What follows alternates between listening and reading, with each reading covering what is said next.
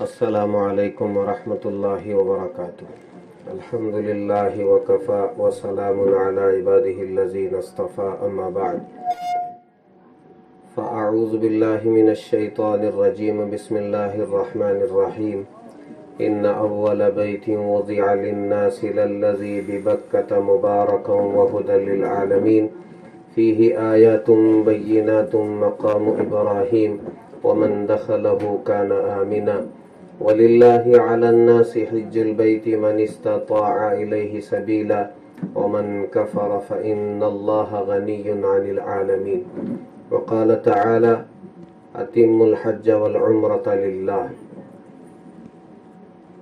آمنت بالله صدق الله العظيم وصدق رسوله النبي الكريم، ونحن على ذلك لمن الشاهدين والشاكرين، والحمد لله رب العالمين۔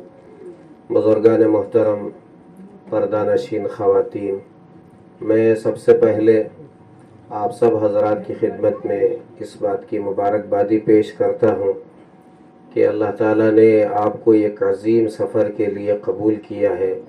اللہ تعالیٰ اسے قبول فرمائے اور اللہ تعالیٰ آپ سب کے لیے مبارک فرمائے۔ یہ سفر عاشقانہ سفر ہے۔ دنیا میں لوگ سفر کرتے ہیں، اس کا اور اس سفر کا انداز ہی نرالا ہے۔ یہ سفر خالص اللہ کی محبت میں کیا جاتا ہے، اس کے علاوہ کوئی اور مقصود نہیں ہے، نہ شہرت مقصود ہے، نہ ریاکاری ہے، نہ دکھلاوا ہے، نہ واہ واہ کہنا ہے، کچھ نہیں ہے۔ آدمی ایک عاشقانہ طور پر دل میں اللہ کی محبت کو لے کر کے یہ سفر کرتا ہے۔ اس کو کسی سے کچھ بھی لینا دینا نہیں ہے، دل میں اللہ تعالیٰ کی محبت بھری ہوئی ہے اور آنکھیں ترس رہی ہے، دل تڑپ رہا ہے، اور تنہائیوں میں اللہ کی یاد آتی ہے، آنکھوں سے آنسو ٹپک جاتے ہیں۔ اس لیے علماء کرام نے فرمایا کہ یہ سفر عاشقانہ ہونا چاہیے۔ جیسے عاشق اپنے معشوق سے ملنے کے لیے جاتا ہے اور بے قرار رہتا ہے کہ کب ملاقات ہو جائے، کب اس سے باتیں ہو جائے، ایسے ہی یہ سفر عاشقانہ سفر ہے۔ اللہ کی محبت میں ڈوب کر کے یہ سفر کرنا چاہیے۔ اس کی علامت فرمایا گیا کہ سب سے پہلی علامت یہ ہے کہ آدمی جس لباس میں رہتا ہے، اللہ تعالیٰ فرماتے ہیں کہ میرے دربار میں آؤ تو صرف ایک لباس میں آؤ۔ جو بھی آئے گا، جہاں سے بھی آئے گا، وہ ایک لباس میں آئے گا اور ایک نعرہ بلند کرتے ہوئے آئے گا جسے ہم لبیک اللہم لبیک، لبیک لا شریک لک لبیک، ان الحمد والنعمت لک والملک لا شریک لک، جسے ہم تلبیہ کہتے ہیں۔ وہ ملک کا، کسی بھی ملک کا باشندہ ہو اور جو بھی زبان بولتا ہو، لیکن اس کو پڑھنا ہے لبیک اور انہی الفاظ سے پڑھنا ہے۔ وہ انگریزی بولتا ہو، کنڑ بولتا ہو، تیلگو بولتا ہو، ملیالم بولتا ہو، فارسی بولتا ہو، کچھ بھی بولتا ہو، لیکن اس کو الفاظ یہی تلبیہ اس کو پڑھنا ہے۔ ایک ہی لبیک کہتے ہوئے آدمی وہاں پہنچتا ہے اور دو کپڑے پہن کے وہاں پہنچتا ہے جسے ہم احرام کہتے ہیں۔ میں اس وقت فضائل کے بجائے یہاں سے نکل کر کے عمرہ کرنے تک جو اعمال ہوتے ہیں وہ تھوڑا سرسری طور پر میں آپ حضرات کو بتا دیتا ہوں۔ آپ بھی جو جانے والے ہیں وہ تو غور سے سنیں، اور جو نہیں جانے والے ہیں وہ بھی اپنے ذہن میں اس سفر کو رکھیں۔ جب آپ یہاں سے نکلیں گے، مجھے تو معلوم ہوا ہے کہ آپ کا جو قافلہ ہے وہ پہلے مدینہ جائے گا۔ اب آپ یہاں سے مدینہ جا رہے ہیں، رحمت دو عالم صلی اللہ علیہ وسلم کی محبت میں ڈوب کر کے جائیں، اور پورے سفر میں آپ بجائے ادھر ادھر کی باتیں کرنے کے صرف آپ کی زبان پر درود شریف ہو۔ درود شریف آپ جتنی کثرت سے درود شریف پڑھ سکتے ہو، گھر سے گھر نکلنے سے لے کر کے مدینۃ المنورہ پہنچنے تک جتنی مرتبہ آپ درود شریف پڑھ سکتے ہو خوب پڑھیں. اور جس دربار میں آپ پہلے جا رہے ہیں یہ ایسا دربار ہے کہ حضرت جبرائیل علیہ السلام بھی اس دربار میں پہنچنے کے لیے تڑپتے تھے. رحمت دو عالم صلی اللہ علیہ وسلم نے ایک مرتبہ حضرت جبرائیل سے فرمایا کہ جبرائیل جب تم یہاں سے جاتے ہو تو میری آنکھیں آسمان کی طرف ٹک جاتی ہیں کہ کب جبرائیل آئیں گے. تو حضرت جبرائیل علیہ السلام نے عرض کیا کہ اے اللہ کے حبیب آپ کی یہ کیفیت ہے تو میں اپنی کیفیت بیان کرتا ہوں کہ جب میں یہاں سے جاتا ہوں تو بس اسی انتظار میں رہتا ہوں کہ اللہ تعالیٰ کب حکم دیں گے اور کب میں آپ کی خدمت میں حاضر ہو جاؤں. رحمت دو عالم صلی اللہ علیہ وسلم کی خدمت میں حاضر ہونا بہت بڑی سعادت مندی ہے. ہر ایرے غیرے کو اللہ تعالیٰ اپنے حبیب کے دربار میں حاضر ہونے کی توفیق نہیں دیتا ہے. اور بعض ایسی محبت میں وہاں پہنچے ہیں. میں آپ کو ایک بڑا عجیب و غریب واقعہ عرض کرتا ہوں کہ ایک اللہ والے مدینۃ المنورہ پہنچنے والے تھے. وہاں کے جو باشندے ہوتے ہیں، حکمران ہوتے ہیں، کسی کے خواب میں آ کر کے کسی نے کہا کہ دیکھو فلاں صاحب فلاں ملک سے آ رہے ہیں، آپ ان کو گرفتار کریں. آپ غور سے سنیں کہ ان کو گرفتار کرنے کا حکم دیا جا رہا ہے خواب میں. اب جب بیدار ہوئے تو وہ تلاش کرنے لگے کہ وہ آدمی کون ہیں جن کو یہ حکم دیا گیا ہے کہ آپ ان کو قید کریں. جب وہ آئے، جو علامتیں بتائی گئی تھیں خواب میں، جب وہ صاحب آئے تو ان کو پکڑ کر کے قید خانے میں ڈال دیا گیا. اب وہ پوچھ رہے ہیں کہ مجھے کیوں قید خانے میں ڈال رہے ہیں، جیل میں کیوں ڈال رہے ہیں، بس بند کیوں کر رہے ہیں. اب انہوں نے کچھ نہیں کہا کہ بس آپ کو قید میں رکھنا ہے. چند دنوں کے بعد قید خانے سے ان کو رہا کیا گیا. خواب میں آ کر کے بتایا گیا کہ اب ان کو آپ قید سے چھوڑے. چنانچہ ان کو قید سے چھوڑا گیا. چند دنوں کے بعد معلوم کیا گیا کہ یہ قید میں رکھنے کا کیوں حکم دیا گیا تھا. تو ان کو بتایا گیا کہ وہ آنے والے اس عشق و محبت کے ساتھ آ رہے تھے کہ اگر اسی عشق و محبت کے ساتھ روضہ رسول اللہ صلی اللہ علیہ وسلم کی خدمت میں حاضر ہو جاتے تو رحمت دو عالم صلی اللہ علیہ وسلم نے فرمایا کہ میں مجبور ہو جاتا کہ ان سے ملاقات کروں اور میرے ہاتھ میرے روضے سے قبر سے باہر نکل جاتے. اتنی محبت لے کر کے وہ آ رہے تھے. اور حضور فرما رہے ہیں کہ ان کو قید کیا جائے، ان کو رکھا جائے تاکہ ان کی جو عشق کی آگ ہے وہ تھوڑا ٹھنڈی ہو. اس عشق کی آگ کو ٹھنڈی کرنے کے لیے ان کو قید خانے میں رکھا گیا. حضرت احمد کبیر رفاعی رحمت اللہ علیہ ایک بہت بڑے اللہ والے ہیں. فرماتے ہیں کہ جب مدینہ پہنچے ہیں رحمت دو عالم صلی اللہ علیہ وسلم کے روضے پر یہ جب پہنچے ہیں، اللہ کے رسول علیہ السلام نے ان سے ملاقات کرنے کے لیے اپنے دست مبارک باہر نکالے اور وہاں جتنے لوگ موجود تھے سب نے رحمت دو عالم صلی اللہ علیہ وسلم کے ہاتھ کی زیارت کی اور احمد کبیر رحمت اللہ علیہ نے آپ کے ہاتھ کا بوسہ لیا اور مصافحہ کیا اور پھر ہاتھ واپس اندر چلا گیا. یہ ہے عشق و محبت. لوگ یہ چاہتے ہیں کہ رحمت دو عالم صلی اللہ علیہ وسلم کو میں خواب میں دیکھوں اور لوگ یہ پوچھتے ہیں کہ کوئی وظیفہ بتائیں، کوئی درود بتائیں. ایک بہت بڑے اللہ والے کے پاس ان کے مرید آئے اور آ کر کے انہوں نے پوچھا کہ حضرت میں رحمت دو عالم صلی اللہ علیہ وسلم کی خواب میں زیارت کرنا چاہتا ہوں، میں کیا کروں؟ تو انہوں نے کہا کہ دیکھو مچھلی منگاؤ، مچھلی منگا کر کے اچھی طرح اسے مسالہ لگاؤ اور تیز تیز مسالہ لگاؤ اور مسالہ لگا کر کے اسے کھاؤ اور کھا کر کے بغیر پانی پیے کے سو جاؤ. اب مرید کا کام یہ تھا کہ شیخ جو حکم دیتے ہیں اس پر عمل کرنا ہے. اب ان کو بھی سمجھ میں نہیں آیا کہ رحمت دو عالم صلی اللہ علیہ وسلم کی زیارت کے لیے مچھلی کا کیا تعلق ہے، مسالے کا کیا تعلق ہے۔ بہرحال شیخ نے کہا اور وہ گئے گھر، مچھلی لائے اور مسالہ اچھی طرح ڈال کر کے، تیز تیز مسالہ ڈال کر کے کھائے، اور کھانے کے بعد شیخ کا حکم یہ تھا کہ پانی پیے بغیر سونا ہے۔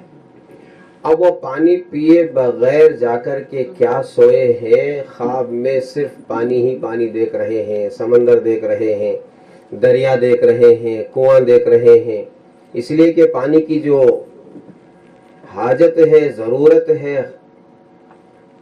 منہ سوکھ رہا ہے، منہ جل رہا ہے۔ اب صبح اٹھے اور شیخ کے پاس گئے کہ حضرت آپ نے جو حکم دیا تھا اس کے برابر میں مچھلی کھایا اور تیز مچھلی کھایا، اور خواب میں مجھے سوائے پانی کے کچھ نظر نہیں آیا۔ تو حضرت نے فرمایا کہ رحمت دو عالم صلی اللہ علیہ وسلم کو دیکھنے کے لیے اور ان کی زیارت کے لیے، ان کے دیدار کے لیے ایسے ہی تڑپنا چاہیے جیسے تیز کھانے کے بعد آدمی پانی کے لیے ترستا ہے۔ جب آپ کو پانی کی ضرورت ہوئی اور تیز آپ نے کھایا تھا اور پانی پیے بغیر آپ سو گئے تو پوری رات آپ کو پانی ہی پانی نظر آ رہا ہے۔ تو فرمایا ایسی تڑپ ہونا چاہیے، جو آدمی ایسی تڑپ لے کر کے سوتا ہے اور زندگی گزارتا ہے تو پھر رحمت دو عالم صلی اللہ علیہ وسلم کی خواب میں ایک بار نہیں کئی بار آپ کی زیارت ہوتی ہے۔ یعنی یہ محبت ہو۔ میں ایک عجیب و غریب واقعہ میں آپ کو سناتا ہوں، پتہ نہیں یہ باتیں ابھی مجھے ذہن میں آ رہی ہے آپ کی چاہت اور محبت دیکھ کر کے۔ ایک صاحب گئے اپنے شیخ کے پاس، اور یہ سچے واقعات ہیں، ایسے واقعات نہیں ہیں کہ کہانی کے طور پر سنا دیا جائے۔ مرید جا کر کہتے ہیں کہ حضرت میں خواب میں اللہ کو دیکھنا چاہتا ہوں۔ اب بتائیں یہ سب کیسی کیسی چاہتے ہیں۔ ہم بھی خواب دیکھتے ہیں کہ ہوائی جہاز میں اڑ رہے ہیں، ہواؤں میں اڑ رہے ہیں اور پتہ نہیں کہاں کہاں چلے جاتے ہیں خواب میں۔ اور یہ چاہتیں کیسی ہیں کہ میں نبی کو دیکھنا چاہتا ہوں، اللہ کو دیکھنا چاہتا ہوں۔ خواب میں اللہ تعالیٰ کی زیارت ہوتی ہے۔ ظاہر میں تو کوئی اس وقت اللہ کو دیکھ نہیں سکتا زندے پن میں، جب تک آخرت میں نہ چلا جائے اور یہ آنکھیں جب تک بند نہیں ہوتی ہیں کوئی ظاہر میں اللہ کو دیکھ نہیں سکتا، لیکن خواب میں آج بھی اللہ تعالیٰ کو دیکھنے والے موجود ہیں۔ اللہ تعالیٰ کی تجلیات دیکھ لیتے ہیں، اللہ تعالیٰ سے ملاقات ہو جاتی ہے، رحمت دو عالم صلی اللہ علیہ وسلم کی زیارت ہو جاتی ہے۔ تو مرید گئے اور جا کر کے اپنے شیخ سے کہا کہ حضرت میں اللہ کو دیکھنا چاہتا ہوں۔ کیا محبت ہوگی، کیا محبت ہوگی۔ موسیٰ علیہ السلام بھی یہ خواہش ظاہر کیے تھے کہ یا اللہ میں تجھے دیکھنا چاہتا ہوں، میں تجھے دیکھنا چاہتا ہوں۔ موسیٰ علیہ السلام اللہ سے کہہ رہے ہیں اللہ میں تجھے دیکھنا چاہتا ہوں۔ اللہ نے کہا لن ترانی، تو مجھے دیکھ ہی نہیں سکتے۔ تو اب یہ شیخ سمجھ گئے یہ کتنے پہنچے ہوئے ولی ہیں، یہ جو مرید آئے ہیں یہ کتنے پہنچے ہوئے ولی ہیں۔ انہوں نے کہا کہ ایسا کریں عشاء کی نماز پڑھے بغیر آپ سو جائیں۔ آپ غور سے سنیں، عشاء کی نماز پڑھے بغیر آپ سو جائیں۔ اگر آج کا کوئی شیخ ایسا کہہ دے تو ہم کہیں گے کہ میرا شیخ تو نمازوں کو معاف کرا دیا، اب نمازیں میرے اوپر نہیں ہیں۔ اب وہ سچے مرید تھے اور جا کر کے سوچنے لگے مغرب کے بعد کہ یا اللہ یہ کیسا حکم ہے میرے شیخ کا، عشاء پڑھے بغیر میں کیسے سو جاؤں، عشاء پڑھے بغیر کیسے سو جاؤں، عشاء پڑھے۔ سوچتے سوچتے سوچتے عشاء کا وقت آ گیا۔ اب ان کو رہا نہیں گیا کہ شیخ کا حکم تو ہے عشاء پڑھے بغیر سو جاؤ اللہ کی زیارت ہوگی، لیکن یہ کیسا حکم ہے مجھے سمجھ میں نہیں آ رہا ہے، شاید یہ حکم صحیح نہیں ہے۔ یہ سوچتے سوچتے بس انہوں نے ارادہ کیا کہ ایسا کرتا ہوں عشاء کی فرض نماز پڑھ کے سنتیں چھوڑ کر کے سو جاتا ہوں۔ اب وہ عشاء کی نماز پڑھ کے سنت پڑھے بغیر سو گئے۔ جب سوئے ہیں تو کیسے پہنچے ہوئے اللہ کے ولی تھے وہ، رحمت دو عالم صلی اللہ علیہ وسلم خواب میں آتے ہیں آپ کی بشارت ہوتی ہے اور ان سے کہتے ہیں اللہ کے رسول کہ مجھ سے کیا غلطی ہوئی کہ سنت چھوڑ کے سو گئے. بہت بڑی بات ہے. اللہ کے رسول فرما رہے ہیں کہ مجھ سے کیا غلطی ہوئی کہ تم سنت چھوڑ کے سو گئے.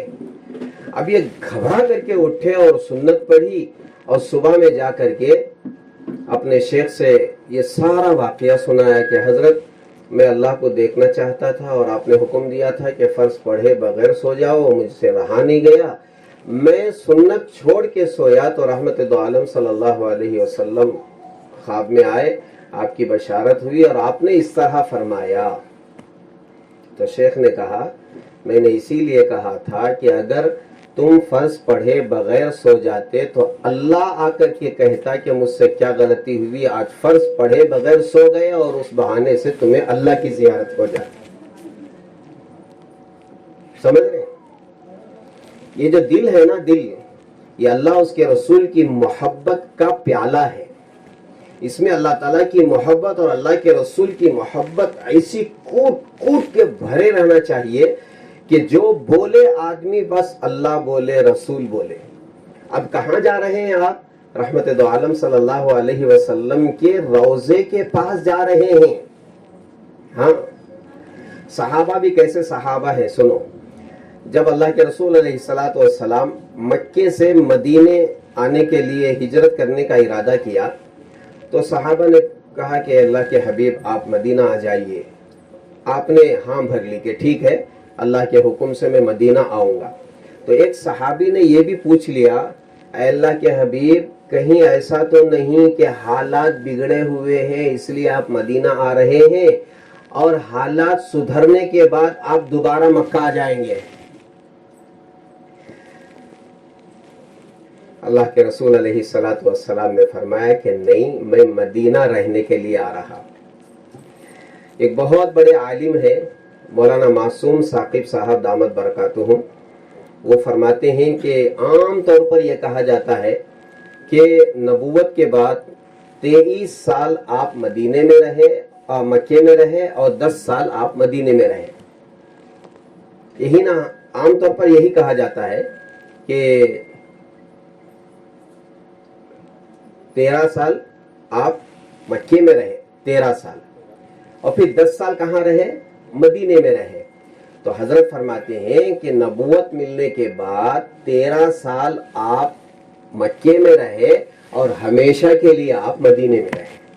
ابھی بھی تو مدینے میں ہے اور آپ زیارت کرنے کے لیے کہاں جا رہے ہیں؟ مدینہ منورہ جا رہے ہیں. اللہ کی بھی شان دیکھو، اللہ نے اپنا گھر مکے میں بنایا تو اپنے نبی کا شہر مدینے میں بنا دیا کہ میرے پاس بھی آئیں لوگ اور پھر محبت میں مدینہ بھی جائیں لوگ. اللہ کے رسول علیہ الصلوۃ والسلام نے فرمایا کہ جو آدمی حج کرنے کے لیے یا عمرہ کرنے کے لیے مکۃ المکرمہ آتا ہے اور میری زیارت کیے بغیر چلا جاتا ہے تو وہ بے وفا ہے، وہ بے وفا ہے. اللہ کے رسول علیہ الصلوۃ والسلام کی خدمت میں آپ جا رہے ہیں تو بعینی ہی یہی تصور کریں کہ آپ زندہ ہیں اور ہم ملاقات کے لیے جا رہے ہیں. خود اللہ کے رسول علیہ الصلوۃ والسلام نے فرمایا کہ جو شخص میری قبر کی زیارت کے لیے آتا ہے وہ ایسا ہے جیسا میری زندگی میں وہ ملاقات کے لیے آیا ہے. آپ یقین مانیں جب آپ روضے کے پاس پہنچیں گے اور سلام عرض کریں گے الصلاۃ والسلام علیک یا رسول اللہ، الصلاۃ والسلام علیک یا حبیب اللہ، احادیث میں موجود ہے ہمارے سلام کو اللہ کے رسول علیہ الصلوۃ والسلام اپنے کانوں سے سنتے ہیں اور جواب بھی دیتے ہیں.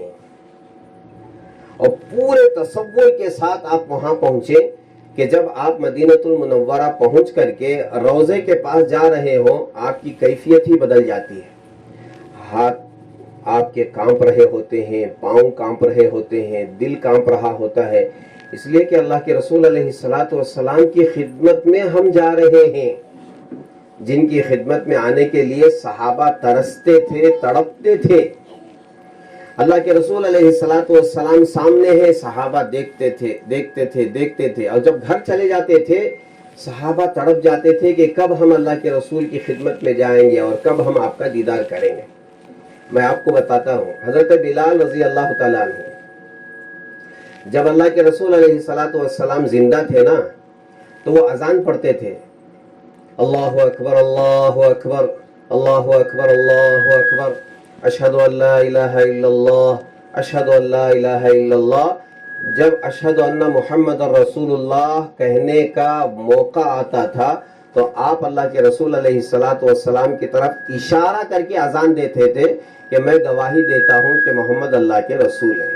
اپنی آنکھوں سے دیکھتے تھے اور اشارہ کر کے اذان دیتے تھے کہ وَأَشْهَدُ أَنَّ محمد رسول اللہ، یہ اللہ کے رسول ہیں، یہ اللہ محمد اللہ کے رسول ہیں. جب آپ صلی اللہ علیہ وسلم کا انتقال ہوا تو آپ برداشت نہیں کر سکے کہ یا اللہ اب میں اشہد ان محمد رسول اللہ کہوں گا تو کسے دیکھوں گا اور کس کی طرف اشارہ کر کے کہوں گا کہ یہ اللہ کے رسول ہیں. یہ سوچ کر کے مدینہ چھوڑ کر کے چلے گئے. برداشت نہیں کر سکے، میں اب نبی کو نہیں دیکھوں گا تو یہاں رہ کر کے میں کیا کروں گا. مدینہ چھوڑ کر کے چلے گئے. کئی سال ہو گئے آپ مدینہ نہیں آئے. ایک رات سوئے ہوئے تھے حضرت بلال رضی اللہ تعالیٰ عنہ. اللہ کے رسول علیہ الصلوۃ والسلام خواب میں آتے ہیں اور حضرت بلال سے فرماتے ہیں کہ بلال ایسی کیا دوری ہو گئی کہ آپ ہمارے دربار میں ہماری خدمت میں حاضر ہی نہیں ہوتے. فرماتے ہیں کہ حضرت بلال رضی اللہ تعالیٰ عنہ کی آنکھ کھلی اور اسی وقت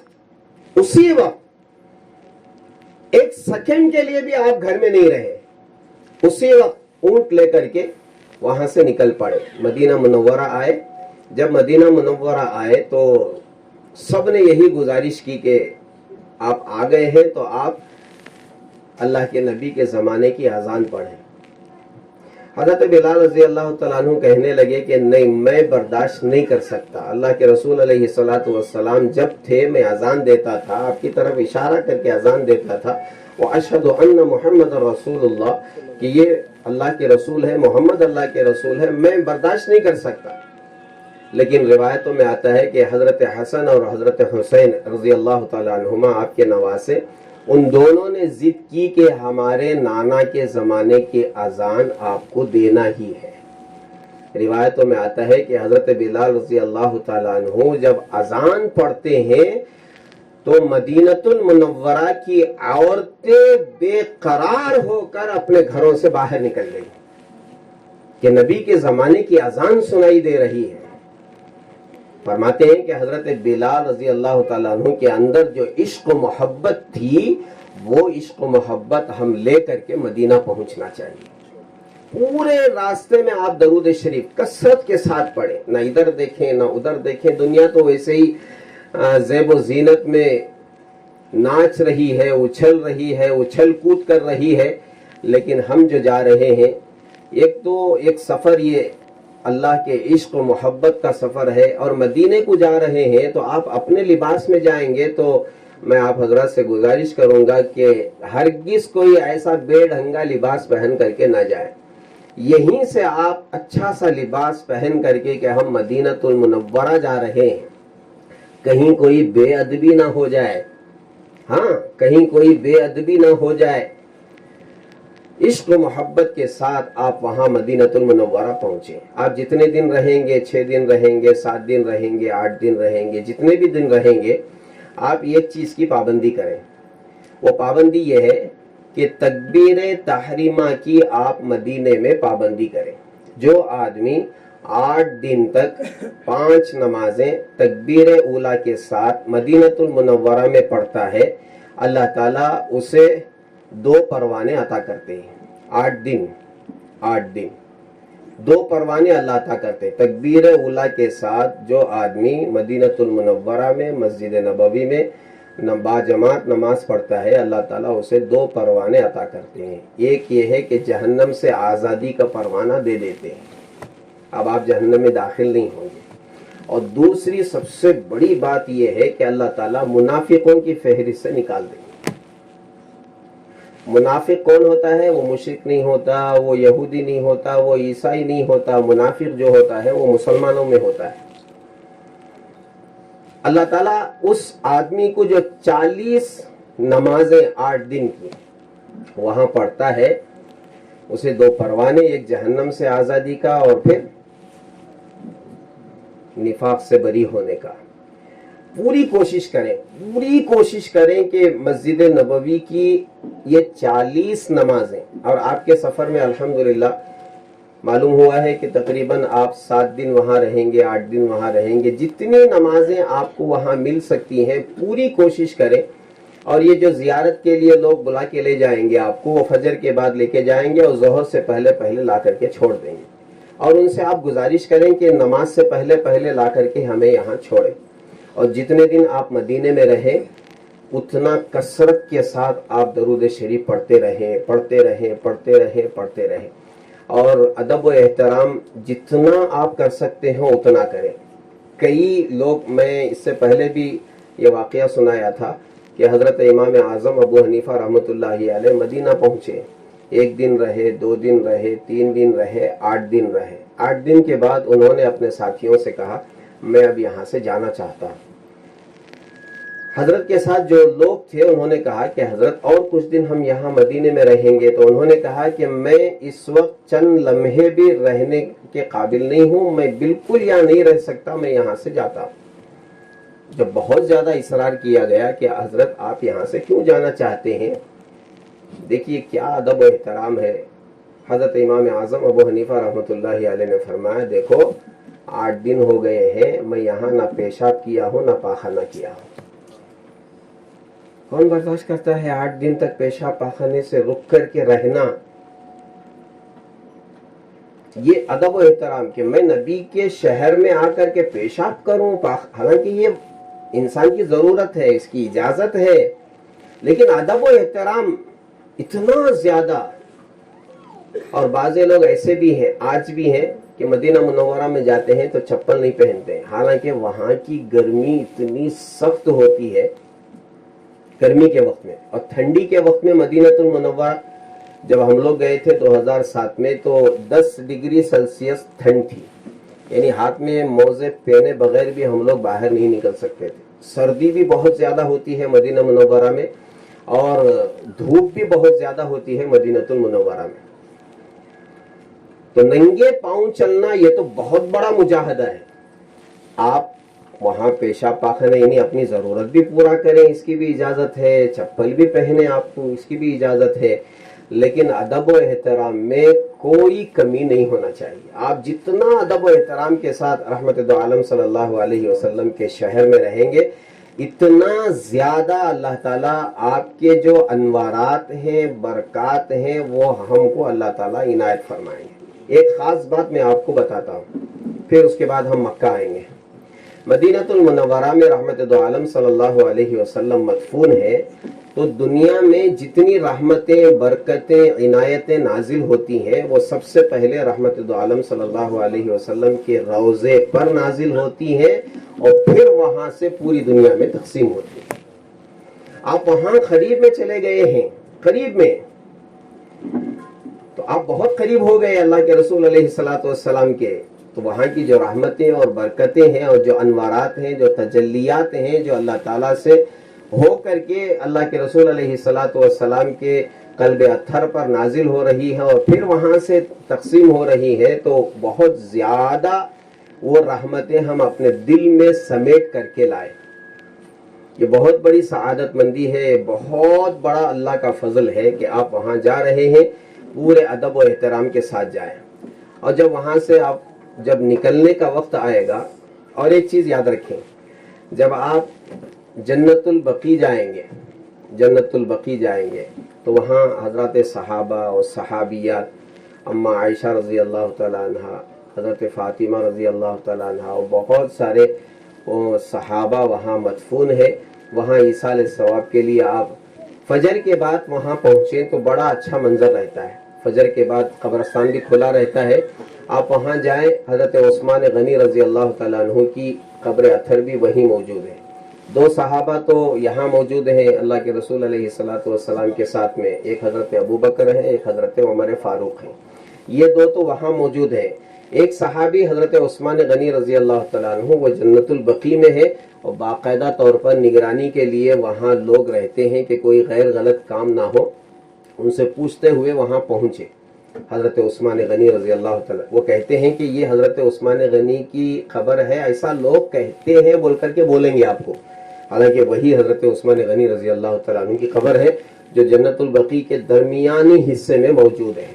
وہاں کوئی غیر غلط کام کرنے وہ لوگ نہیں دیتے ہیں۔ کھڑے ہو کر کے آپ سورہ فاتحہ پڑھیں اور 3 قل پڑھیں، جو آپ پڑھ سکتے ہوں پڑھ کر کے ان کو بخشیں، وہ تو بخشائے ہوئے ہیں۔ میں نے پہلے بھی یہ کہا ہے کہ جنت البقیع میں جن کو دفن کیا گیا ہے اور جنت المعلی یعنی مکے میں جو قبرستان ہے اس میں جتنے لوگوں کو دفن کیا گیا ہے جو ایمان کی حالت میں ہے، قیامت کے دن اللہ تعالیٰ ان قبرستان والوں کو اٹھا کر کے ایسے لے جا کر کے جنت میں جھٹکیں گے جیسے آدمی دسترخوان کو لے جا کر کے باہر جھٹک دیتا ہے۔ یہ اتنے اللہ کے محبوب بندے اور بندیاں وہاں مدفون ہیں۔ آپ وہاں جا رہے ہیں، ایک تو خواہش یہ ظاہر کریں کہ یا اللہ میں بھی جب انتقال کروں تو مدینے میں میری موت آئے اور پھر میں یہاں مدفون ہو جاؤں، میں گھر نہ جاؤں، یہ آرزو و تمنا لے کر کے وہاں پہنچے۔ حضرت عمر فاروق رضی اللہ تعالیٰ عنہ کی تمنا ہمیشہ یہی رہتی تھی کہ یا اللہ میری موت آئے تو وہ تیرے راستے میں آئے اور میں مدفون ہوں تو میں یہاں مدینے میں مدفون ہوں۔ بہرحال جتنا ادب و احترام آپ کر سکتے ہو مدینے میں رہ کر کے کریں، کوئی غیر غلط کام نہ کریں۔ اس پورے سفر میں آپ 3 باتوں کا خاص خیال رکھیں، یہ ذہن میں رکھیں اور لکھ کر کے لے جائیں کہ ایک، بے صبری نہ ہو۔ پورے سفر میں جہاں بھی آپ کو تکلیف پہنچے گی وہاں بے صبری نہ ہو، کیا ایسا ہو گیا، کیا ایسا ہو گیا۔ انتظار کرنا ہے تو آپ ضرور انتظار کریں، بے صبری ہرگز نہ ہو۔ کھانا نہیں بنا ہے، کھانا نہیں بنا، کھانا نہیں ملا، یہ نہیں ملا، وہ نہیں ملا، ایسا ہرگز پورے سفر میں نہ کریں۔ اور ٹورسٹ والوں پر کبھی بھی غصہ نہ ہو، ان کا شکریہ ہے، اگرچہ کہ ہم پیسے دے رہے ہیں وہ الگ بات ہے، اگر اس میں کچھ کمی بیشی ہو جائے تو بالکل کھانے کی طرف آپ متوجہ نہ ہو، بالکل کھانے اور پینے کی طرف آپ بالکل متوجہ نہ کریں۔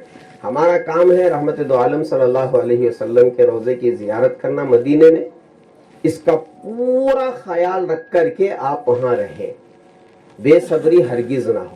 دوسری چیز ہے ناشکری ہرگز نہ ہو۔ ناشکری یہ کہ کیا ایئرپورٹ میں جگہ نہیں ملی ہم نہ، کیا ہمیں ہوائی جہاز میں سیٹ ملی سو کیا سیٹ تھی کہ وہ، بسوں میں جا رہے ہیں تو کیا ایسی بس، بالکل ناشکری ہرگز ہرگز ہرگز نہ۔ علماء نے سختی سے یہ 3 چیزیں بتائی ہیں جو میں آپ کو بتا رہا ہوں، ایک بے صبری نہ ہو، دوسرا ناشکری نہ ہو، اور تیسری چیز ہے کوئی گناہ کا عمل آپ نہیں کریں گے، یعنی اللہ کی نافرمانی بالکل نہیں کریں گے۔ کوشش یہ کریں کہ پوری سنتیں ہم سنتوں کے ساتھ وہاں زندگی گزاریں گے۔ اللہ کا حکم بالکل، نمازوں کو چھوڑنے کی تو بات ہی نہیں ہے، نماز وقت پر پڑھے، ہو سکے تو جماعت سے پڑھیں، جہاں جہاں آپ جماعت بنا سکتے ہو جماعت بنا کر کے پڑھیں، یا وقت پر آپ کو نماز پڑھنا ہی ہے، کسی بھی حال میں ایک نماز بھی قضا ہونے نہیں دینا ہے۔ ہمارے مولانا قاسم قریشی صاحب فرماتے تھے کہ حاجیوں سے اس 40 دن میں یا 35 دن میں پورے حج کے دوران اگر ایک نماز بھی قضا ہو جاتی ہے تو وہ پورا کا پورا عمل آپ کا بیکار ہے، اس لیے ایک نماز بھی قضا ہونے نہ دیں۔ کوشش پوری کریں، ہمیشہ باوضو رہیں اور وقت پر نماز پڑھنے کی کوشش کریں۔ مدینہ المنورہ میں رہتے ہوئے اگر ایک نماز بھی چھوٹ گئی تو ہم بڑے محروم ہیں، سمجھ رہے ہیں؟ اچھا، آپ مدینے سے جب نکلیں گے تو اب ہے عمرہ کرنے کا وقت، اس لیے کہ آپ ابھی عمرہ نہیں کیے ہیں، مدینہ منورہ گئے ہیں، اور وہاں جا کر کے جب آپ نکلیں گے تو آپ کو احرام باندھنا ہے، تو ایک مقام ہے ذوالحلیفہ، وہاں آپ کو موقع دیا جاتا ہے، یا آپ کو مدینے ہی میں آپ کو کہا جاتا ہے کہ آپ یہیں سے نہا دھو کر کے احرام باندھیں۔ بہتر یہی ہے کہ آپ اپنے کمرے میں اچھی طرح غسل کر لیں، بال وغیرہ نکال لیں، ناخن وغیرہ نکال کر کے पूरे कपड़े निकाल करके अच्छी तरह से गुस्ल कर ले और गुस्ल करके एहराम बांध ले, जो सिर्फ 2 कपड़े हैं, सिर्फ 2 कपड़े हैं मर्द के लिए, और औरतों के लिए अपना लिबास है, उनका चेहरा सिर्फ खुला रहना चाहिए। बकिया वो जो कपड़े पहन सकती हो जरूर पहने, लेकिन पर्दे का खास ख्याल रखें, कहीं ऐसा ना हो कि बेपर्दगी हो जाए। इसलिए चेहरा तो खुला रहेगा, लेकिन पर्दे का जितना हो सकता है पर्दे का ख्याल करते हुए, कि लोग क्या करते हैं कि औरतें समझ जाती हैं कि अब तो हम एहराम में हैं, पर्दे की कोई ज़रूरत नहीं है, ये सब हमारे दीनी भाई हैं, दीनी बहन है। ऐसा नहीं होना चाहिए। कोशिश करें जितना आप पर्दे में रह सकते हो आप पर्दे में रहें। तो वहाँ से जब आप निकलेंगे तो एहराम बांधने के बाद आपको 2 रकात नमाज पढ़ना है। पहली रकात में कुल या अय्युहल काफिरून पढ़ें, दूसरी रकात में कुल हुवल्लाहु अहद पढ़ें। ये हुक्म है, कोई ज़रूरी नहीं है, लेकिन हुक्म यह है कि आप अगर पढ़ सकते हो तो कुल या अय्युहल काफिरून पहली रकात में पढ़ें और दूसरी रकात में कुल हुवल्लाहु अहद का सूरा पढ़ करके आप जब बैठेंगे सलाम फेर करके उस वक्त नियत करें आप, मैं उम्रा करने की नियत करता हूँ, करती हूँ अल्लाह ताला के लिए, अल्लाह आसान फरमाइए, कबूल फरमाइए। अरबी में कहना कोई ज़रूरी नहीं है, बस अपनी ज़ुबान से कह ले कि मैं उम्रा की नियत करता हूँ, करती हूँ अल्लाह के लिए, अल्लाह आसान फरमाइए और कबूल फरमाइए। इतना नियत करने के बाद मर्द हजरात लब्बैक ज़ोर से कहेंगे और औरतें आहिस्ता कहेंगे। जब लब्बैक आप शुरू करेंगे तब से आपका उम्रा और आपका एहराम शुरू होगा। इसे याद रखें। जैसे अल्लाहु अकबर कह करके तकबीर तहरीमा बांधते हैं और अल्लाहु अकबर कहे बगैर नमाज शुरू नहीं होती है, ऐसे ही आप गुस्ल कर लिए, 2 रकात नमाज पढ़ लिए, उसके बाद इरादा कर लिए, नियत कर लिए। नियत करने के बाद जैसे अल्लाहु अकबर कहते हैं वैसे लब्बैक कहना है। लब्बैक कहेंगे तो आपका एहराम शुरू होगा और आपका उम्रा शुरू होगा। लब्बैक अल्लाहुम्मा लब्बैक, लब्बैक ला शरीक लक लब्बैक, इन्नल हम्दा वन निअमत लक वल मुल्क ला शरीक लक। 3 मरतबा आप वहाँ जोर से लब्बैक पढ़ें तो वहाँ से आपकी एहराम की जो पाबंदियां हैं वहाँ से शुरू हो जाती हैं। अब आप इत्र नहीं लगा सकते, खुशबू नहीं लगा सकते, फूल नहीं लगा सकते और बदन का कोई भी बाल नहीं निकाल सकते, मच्छर नहीं मार सकते, मक्खी नहीं मार सकते, और वहां से लेकर के हरम शरीफ तक अगर कोई दरख्त है तो उन दरख्तों को आप तोड़ नहीं सकते। यानी हर चीज मामून है, हर चीज मामून है। आप किसी को कोई तकलीफ नहीं दे सकते। मच्छर आकर के काट भी रहा है तो इतना महफूज है, मच्छर भी सोचता है कि अब ये एहराम की हालत में है, मुझे मारेंगे नहीं। वो आकर के इत्मीनान से वो क्या करेगा, आपका खून पिएगा। आप उसको हटाएंगे, मारेंगे नहीं। मक्खी आई है तो उसको मार नहीं सकते। कोई भी चीज आप मार नहीं सकते, शिकार नहीं कर सकते। वहां का जो दरख्त है उसके पत्ते तक नहीं तोड़ सकते। ये सारी पाबंदियां हैं। मियाँ बीवी है तो मियाँ बीवी भी आपस में मियाँ बीवी वाली बातें भी नहीं कर सकते। इसका खास ख्याल रखें। आप एहराम की हालत में जब वहां पहुंचेंगे और नियत हो जाएगी तो पूरे रास्ते में आपको लब्बैक पढ़ते रहना है। एक लम्हा भी, एक सेकेंड भी आप खामोश न बैठे। इसलिए कि अगर आप यहाँ से एहराम बन के जाते तो हो सकता है बहुत ज्यादा लंबा फासिला होने की वजह से बड़ा वक्त होता है, लेकिन आप मदीने से आ रहे हैं तो बहुत चंद घंटे हैं, चंद घंटे, 2 4 3 4 घंटे हैं। आप लब्बैक मुसलसल पढ़ते रहे, मुसलसल पढ़ते रहे और ये तसव्वुर करें कि या अल्लाह मैं आपके पास आ रहा हूँ, मैं आपके पास आ रहा हूँ, मैं आपके पास आ रहा हूँ। जिस काबतुल्लाह की तरफ रुख करके हमने जिंदगी भर नमाजें पढ़ी, जिंदगी भर, और जिस तरफ रुख करके कभी हमने थूका नहीं और पाँव लंबा करके हम बैठे नहीं, ऐसे घर की तरफ, अल्लाह के घर की तरफ हम जा रहे हैं, ये तसव्वुर लेकर के आप लब्बैक पढ़ते रहेंगे तो मैं यकीन से आपको कहूंगा कि आपकी आंखों में आंसू टपकते रहेंगे कि या अल्लाह मैं गुनहगार, कैसा बंदा। हम हज के सफर में थे तो मेरे साथ में एक साहब थे, उनका नाम शायद अब्दुल कादिर साहब था, इंतकाल हो गया उनका। तो उन्होंने मदीने में अचानक बैठे बैठे मेरा हाथ पकड़ के कहने लगे कि मौलाना अल्लाह की कैसी तौफीक है कि हम गुनहगार मदीने में हैं। सच माने اتنا روئے, وہ بھی روئے, میں بھی رویا. ہاں حاجی صاحب, ہم کیسی زندگی گزارتے تھے اور کیسے تھے, اور اللہ نے ہمیں مدینہ پہنچایا ہے. لپٹ کر کے ہم روئے, بہت روئے. تو اب ہم کہاں جا رہے ہیں؟ جہاں اللہ کا گھر ہے. اور سب سے پہلا گھر جو بنایا گیا وہی کعبۃ اللہ, اور دنیا جو شروع ہوئی وہی مکۃ المکرمہ سے شروع ہوئی. تو اللہ کے گھر کو دیکھنے کے لیے, اس کا طواف کرنے کے لیے جا رہے ہیں, تو پورے ذہن میں صرف اللہ ہی اللہ ہو, اللہ ہی اللہ ہو, لبیک پڑھتے رہے. اب آپ کو جب مکۃ المکرمہ پہنچنے کا موقع آئے گا تو وہاں تھوڑی بہت چیکنگ ہوگی, اور لے جا کر کے آپ کے کمرے میں آپ کو پہنچا دے گا. جو معلم ہوگا, جو ڈرائیور ہوگا, آپ کے کمرے میں سب سے پہلے لے جا کر کے آپ کو کمرے میں پہنچائے گا. آپ کیا کریں, پہلے دیکھ لیں, اگر آپ حشاش بشاش ہیں, پہنچ سکتے ہیں, اطمینان کے ساتھ عمرہ کر سکتے ہیں تو فوراً نکل جائیں. اور اگر آرام کی ضرورت ہے تو آپ تھوڑی دیر آرام کر لیں, جلدی نہ کریں.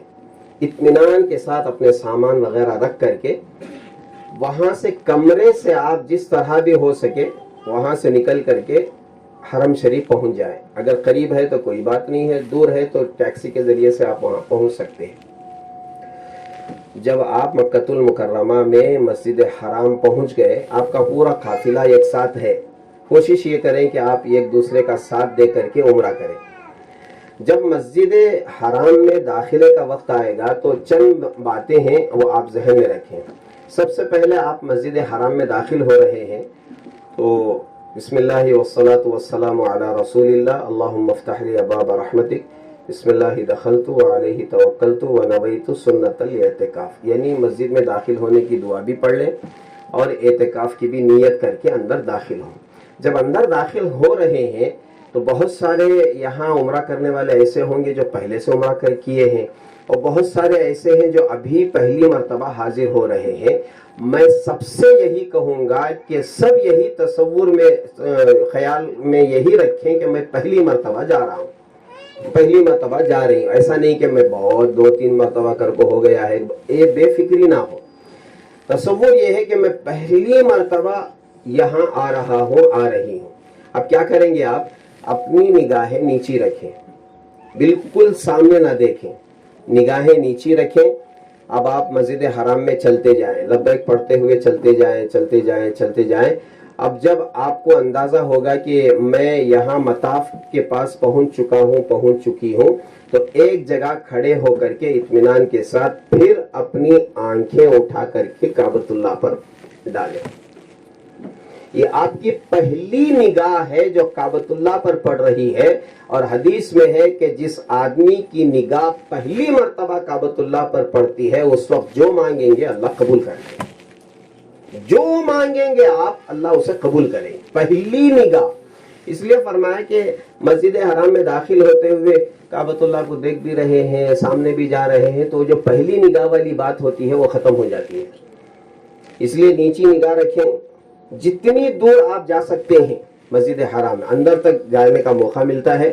اندر جانے کے بعد آپ کو سیڑھیوں کے ذریعے سے نیچے اترنا ہے.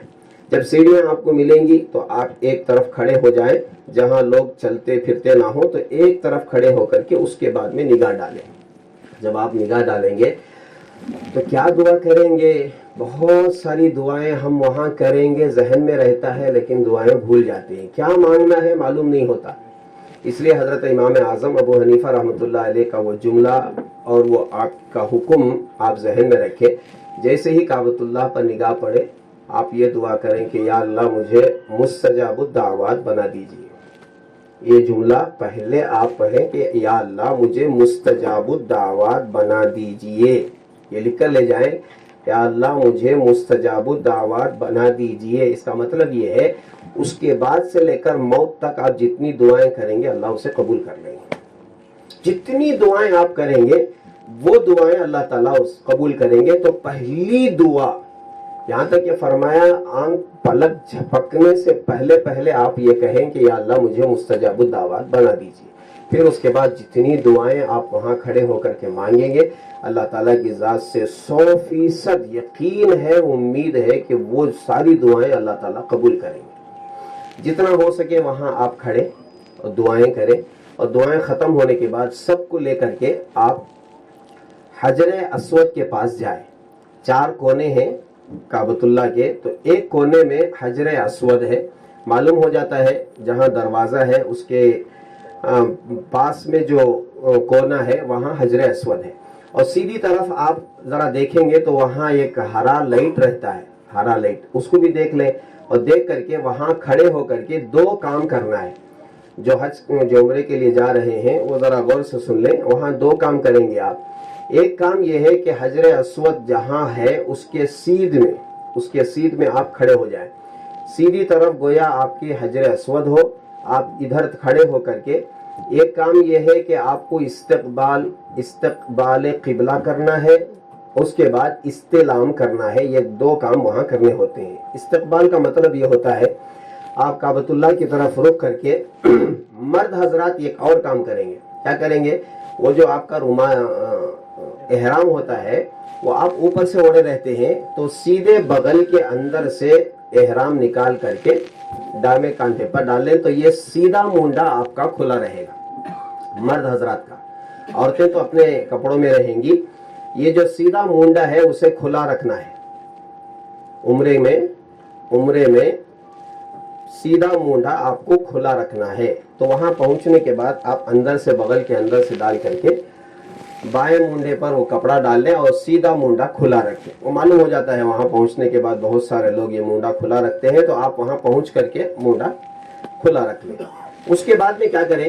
قبلے کی طرف رخ کر کے حجر اسود کی طرف، جیسے نماز میں اللہ اکبر کہتے ہیں ویسے آپ بھی دونوں ہاتھ کانوں تک اٹھا کر کے بسم اللہ اللہ اکبر وللہ الحمد، بہت چھوٹے 3 جملے، بسم اللہ اللہ اکبر وللہ الحمد کہہ کر کے ہاتھ کو چھوڑ دیں. بسم اللہ اللہ اکبر وللہ الحمد. یہ ہو گیا آپ کا استقبال. پھر اس کے بعد آپ کو کیا کرنا ہے؟ نیت کر لینا ہے کہ یا اللہ میں عمرے کا طواف کر رہی ہوں 7 چکروں کے ساتھ. اللہ آسان فرمائیے، قبول فرمائیے. عربی میں کہنا کوئی ضروری نہیں ہے، آپ صرف ارادہ کر لیں، زبان سے کہہ لیں کہ دیکھیے عمرے میں 2 فرض ہیں 2 واجب ہیں. اسے ذہن میں رکھیں، عمرے میں 2 فرض ہیں 2 واجب ہیں. ایک فرض کیا ہے؟ احرام باندھنا فرض ہے. دوسرا طواف کرنا فرض ہے. یہ 2 ہی فرض ہیں. اور واجب 2 ہیں، وہ ہے سعی کرنا واجب ہے صفا مروہ کے درمیان، اور سر کے بال نکالنا یہ واجب ہے. یہ 2 واجب ہیں 2 فرض ہیں، اسے اچھی طرح ذہن میں رکھیں. اب جب وہاں آپ استقبال کر لیے، بسم اللہ اللہ اکبر وللہ الحمد کہہ کر کے کانوں تک ہاتھ اٹھا کر چھوڑ دیے، پھر اس کے بعد کیا کریں گے؟ بسم اللہ اللہ اکبر وللہ الحمد اس طرح اشارہ کر کے حجر اسود کو آپ اس کا بوسہ لیں گے. جیسے علماء نے فرمایا کہ بچوں کو جیسے دور سے اشارہ کر کے پیار کرتے ہیں بچے، السلام علیکم السلام علیکم کرتے ہیں نا، کتنا علماء کا کتنا احسان ہے. انہوں نے کہا کہ بچوں کو جیسے ہم سلام کرتے ہیں اور پیار کا اشارہ کرتے ہیں، ہاتھ دے کر کے اشارہ کرتے ہیں، ایسا حجر اسود کو دونوں ہاتھوں سے اس طرح اشارہ کریں، بسم اللہ اللہ اکبر وللہ الحمد، اور دونوں ہاتھوں کو اس طرح رکھ کر کے بوسہ دیں. عورتوں کو آپ بتا دیں، مرد حضرات. یہ ہو گیا آپ کا استلام. استلام کا مطلب ہوتا ہے حجر اسود کو بوسہ دینا. اب آپ وہاں قریب نہیں جا سکتے، اتنا اتنی بھیڑ رہتی ہے کہ آپ وہاں کم کر دو، بھیڑ رہتی ہے کہ آپ وہاں قریب نہیں جا سکتے. تو استلام کا مطلب یہ ہے کہ آپ دونوں ہاتھوں کو اشارہ کر کے بسم اللہ اللہ اکبر وللہ الحمد بوسہ دے کر کے، دیکھیے آپ غور سے سنیں کہ جب آپ کعبۃ اللہ کی طرف رخ کر کے نیت کر لیے، استلام اور استقبال دونوں ہو گیا، آپ وہیں ٹھہرے جو ہے رخ بدل لیں سیدھی طرف، ایک قدم بھی آگے نہ بڑھائیں. سیدھی طرف رخ کر کے آنکھیں نیچی ہوں، آپ کی نگاہ کعبۃ اللہ پر پورے 7 چکروں میں 1 مرتبہ بھی نہیں پڑنا چاہیے. اگر طواف کرتے ہوئے آپ کی نگاہ کعبۃ اللہ پر پڑ گئی اور آپ چلتے رہے تو وہ جتنا چلے ہیں وہ طواف میں شامل نہیں ہوگا، تو آپ کا 1 چکر نہیں ہوگا. 7 چکر لگانا ہے، 7 چکر. تو وہاں سے آپ شروع کریں گے بہت احتیاط کے ساتھ. میں آپ کو ایک آئیڈیا بتا کے دے دیتا ہوں. جب آپ وہاں سے شروع کریں گے تو وہاں صفیں بنی ہوئی ہیں, صفیں 1 2 3 4 ایسا گول گول صفیں بنے ہوئے. تو آپ جس صف میں شروع کریں گے اس صف کی لکیر پکڑ لیں, پکڑ کے چلیں. پکڑ کے چلیں گے تو آپ برابر اسی لائن سے آپ پھر وہاں پہنچ جائیں گے, ادھر ادھر نہ جائیں. جس لائن سے آپ شروع کریں گے, جس صف سے آپ شروع کریں گے, اسی صف کو دیکھتے رہیں. اور پھر اس وقت قرآنی آیتیں نہ پڑھیں, قرآنی آیتیں نہ پڑھیں, اور لبیک وہاں بند کر دیں. جب آپ استعلام کرتے ہیں لبیک وہاں کو ختم ہو جاتا ہے. کتابوں میں لکھا ہے کہ بہت سارے مرد, بہت ساری عورتیں طواف کرتے ہوئے لبیک پڑھتے رہتے ہیں, یہ غلط ہے. اب آپ وہاں پہنچ گئے, حاضر ہو گئے نا, حاضر ہو گئے. اب آپ کیا کریں گے, جتنی دعائیں آپ کر سکتے ہو عربی میں, اردو میں, تیلگو میں, کنڑ میں, جتنی دعائیں آپ کر سکتے ہو وہاں کریں. یہ دعاؤں کے قبول ہونے کا وقت ہے. اردو میں کریں, عربی میں کریں, جو آپ کی خواہش ہو اللہ سے مانگیں. جو خواہش ہے وہ, یہ نہیں کہ یہ مانگے تو کیا ہوتا, کہ وہ مانگے تو کیا ہوتا, کہ نہیں, دنیا بھی مانگے, آخرت بھی مانگے, جو مانگ سکتے ہو مانگے اس 7 چکروں میں. لیکن 7 چکروں کا خیال رکھیں, اس کے لیے تسبیح ملتی ہے, طواف کی تسبیح ملتی ہے جس میں 7 دانے ہوتے ہیں, وہ لے کر کے رکھ لیں, اس میں انگلی میں لگا کر کے ایک ایک دانہ ہٹا لیں. اچھا, اب کیسے معلوم کریں گے ایک چکر ہمارا مکمل ہو گیا؟ اب کعبۃ اللہ کو بھی دیکھنا نہیں ہے, اور حجر اسود کے پاس پہنچیں گے تو ایک چکر ختم ہوگا. اس کے لیے میں آپ حضرات کو بتاتا ہوں.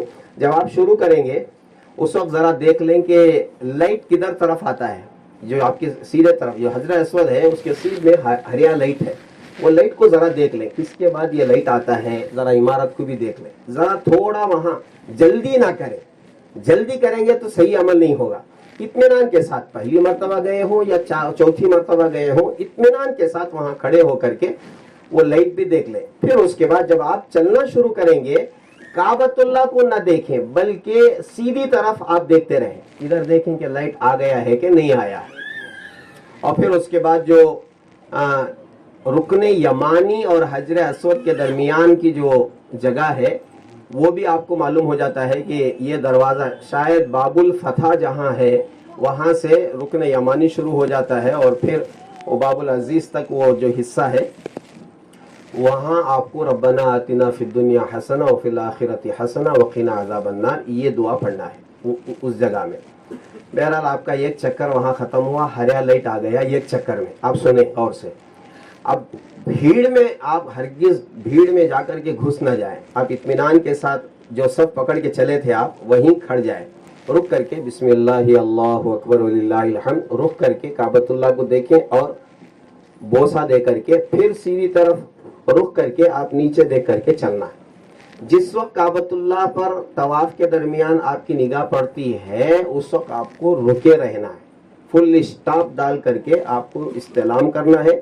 استعلام کر کے پھر نیچے نگاہ کر کے چلنا ہے. کئی لوگوں کو آپ دیکھیں گے وہاں کعبۃ اللہ کو بھی دیکھ رہے ہیں, ماشاء اللہ سبحان اللہ ماشاء اللہ سبحان, ان کا طواف نہیں ہوتا ہے.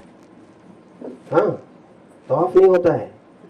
یہ بڑا اہم مسئلہ ہے, اور میں اس مسئلے کو کئی جگہ بیان کیا, اور خود بھی میں بڑا احتیاط کے ساتھ میں طواف کرتا تھا کہ کہیں ایسا نہ ہو کہ کعبۃ اللہ پر نگاہ پڑ جائے اور 2-3 قدم آگے پڑ گئے تو وہ قدم شمار نہیں ہوں گے, اور جب شمار نہیں ہوں گے اور 7 چکر لگا دیے تو ایسے موقع پر علماء نے کہا ہے کہ ایک اور چکر لگانا پڑے گا آپ کو, اس لیے کہ وہ جو چکر ہے وہ شمار نہیں ہوا تو اور ایک چکر لگانا پڑے گا. بہرحال پورے احتیاط کے ساتھ جب اتنے روپیہ خرچ کر کے ہم وہاں گئے ہیں, اگر ہماری عبادت صحیح نہیں ہوگی تو پھر, اور پورے اس عمرے میں یعنی طواف میں آپ کو وضو کے ساتھ رہنا ہے.